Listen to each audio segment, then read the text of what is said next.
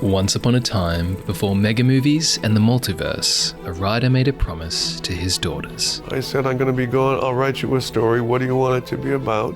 One of them said princesses, one of them said brides. I said, that'll be the title. The Princess Bride by S. Morgenstern. This is the story of that story. That was an adventure? The man who told it. I showed no signs of talent. And the little-known metaverse he created. Doesn't sound too bad.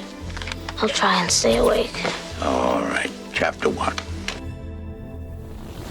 When our writer parted with his daughters, it was for a wild and dangerous land no sane person had ever been before. A place called Los Angeles. The pit of despair. There, the writer met with many barons of the hills, men he called movie directors. My people! To offer them his services as scribe. So it's to be torture. All the while, our hero worked on his promise to his daughters, the Princess Bride, but found himself paralyzed. I can't do anything until I think I know what I'm doing. And I only know what I'm doing when I know the story from beginning to end. You see, the storyteller was afflicted by an aggressive brain disease which curses many of his kind, including your humble narrator. He had writer's block. How to start?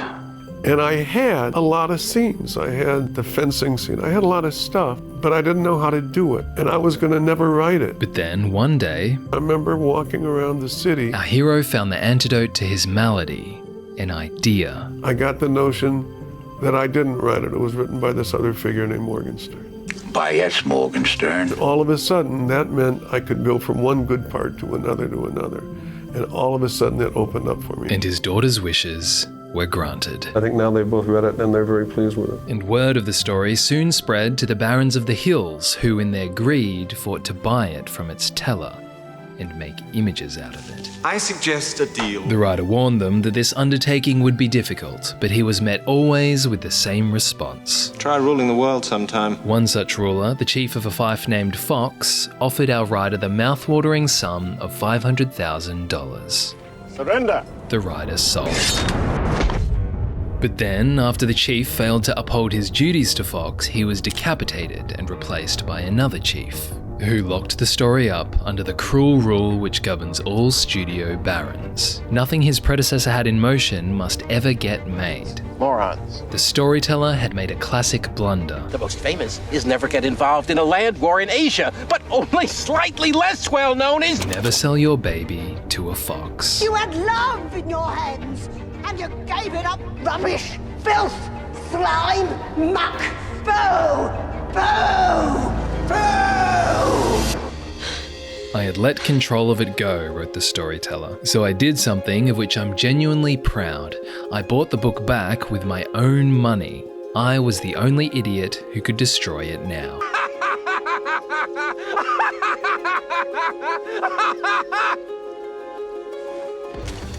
With his story in hand, the writer attracted new barons.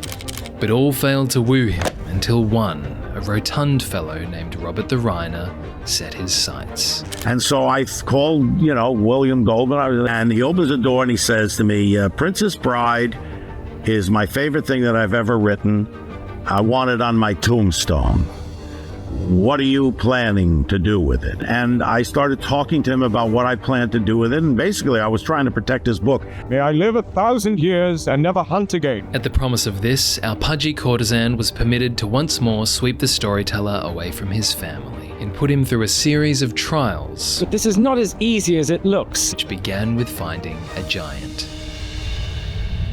All lands were scoured, but no men were good enough. Sultan Abdul-Jabbar was passed up, as was Liam of Neeson due to his lack of height. But when all hope seemed lost, along came Andre. He's very, very short on charm. Andre was fearsome, but also a gentleman. He had a very, very philosophical view of who he was, the gifts and the burden that he'd been given in life, and he'd come to accommodate them in a very, very gracious and graceful and dignified way. You never say anything about killing anyone. I've hired you to help me start a war. The second trial was simple. Rescue a princess from her soap opera. I think there are some things he might have told you when you got to know one another that could be very useful to me. When I read at his house, and William Goldman was there, and I was petrified. He walked me outside and said, "I think you got it." And I just died and went to heaven right there. And the final trial, what the Hill Barons call production, was made of many smaller ordeals, like pulleying the giant who'd broken his back. Faster! I thought I was going faster. Rigging rodents of unusual size, and trying not to screw it all up. I screw up shots. Buttercup and Westley, the hero, are walking through the fire swamp where there are spurts of flame. We're shooting the scene in London. Whole crew, hundreds of people, smoke machines are going. Everything's bleh. It's all the fire swamp. Here they come. There's a flame spurt. Her dress catches on fire, and I scream. Her dress is on fire. Totally destroying the shot. Our storyteller didn't belong in production. I've done the work. I pretty much know the script. I want to get away from it. Staying simply meant watching his baby get shot, and that is pain and suffering. When the pain of production was over, the pain of anticipation set in. They have no idea until people come on a Friday or don't come on a Friday if a movie is going to work. While our hero's story worked, it didn't find mass patronage in the kingdom. The studio that was selling it had no idea how to sell it. They didn't know, was it a comedy, was it a romance, was it an action picture? And when you mix genres, you're in trouble. The story was pronounced dead.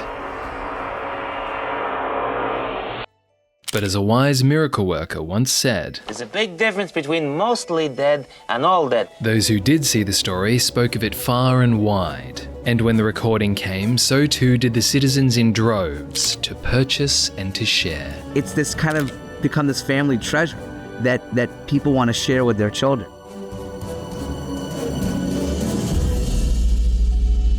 Hold it, hold it.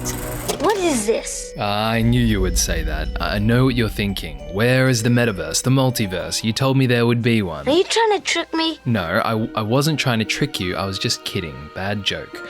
But since I promised and you made it this far, here it is. Our story's one metaverse, if you'd let me.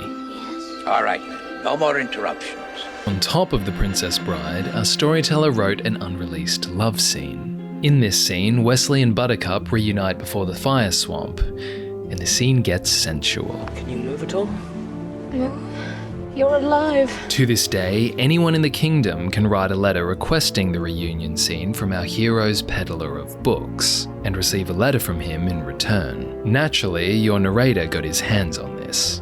"Thank you for sending in," the message begins. And no, this is not the reunion scene because of a certain roadblock named Kermit Shogg, a lawyer who represents the Morgenstern estate out of Florin.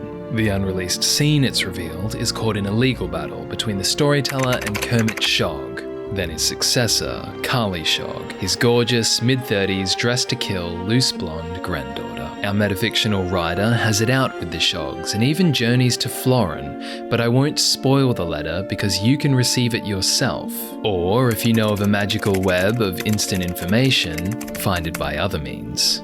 But first, I must give you something.